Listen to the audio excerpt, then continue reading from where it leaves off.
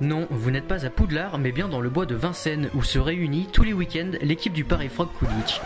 Sport inventé par l'auteur J.K. Rowling dans la série au succès planétaire Harry Potter, le Quidditch est devenu réel en 2005. Nous avons profité de l'entraînement des Frogs, club créé en 2011, pour en savoir plus sur ce sport et les personnes qui le pratiquent. Alors, attention, ne leur dites pas qu'ils sont fous, le Quidditch, c'est du sérieux, la preuve avec leur entraîneur, Harry.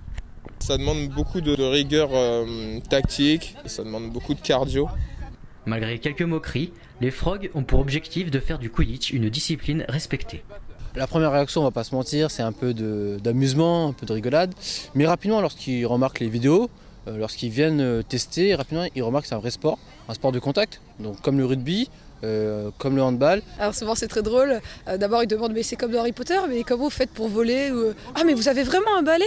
Et puis ensuite quand on leur parle des compétitions, du sérieux, de la pratique, de l'endurance, d'un peu quelques règles, tout ça, tout de suite ils comprennent que c'est vraiment une activité physique. Le Quidditch attire évidemment des fans de la saga Harry Potter, mais la principale force de ce sport réside dans la diversité de ses participants. C'est un des sports vraiment qui mêle une grande mixité, et pas juste une mixité filles-garçons, une mixité sociale, une mixité complète. Donc autant filles, autant garçons, des étudiants, des jeunes qui ont des fois moins de 18 ans, des fois c'est des étudiants de 20, 25, ça monte jusqu'à 30, 40. Il y a vraiment des joueurs de tout âge. Preuve qu'il faut prendre ce sport au sérieux, le Quidditch peut s'appuyer sur l'aide de sa fédération pour accroître son attractivité. C'est un sport qui est en pleine expansion, il y a de plus en plus d'adhérents, il y a de plus en plus de médias qui en parlent.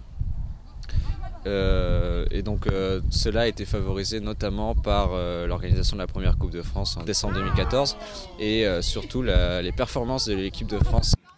Le Paris Frog Quidditch remet son titre en jeu en février prochain lors de la 2e édition de la Coupe de France. L'occasion, pour ce sport, de balayer les idées reçues.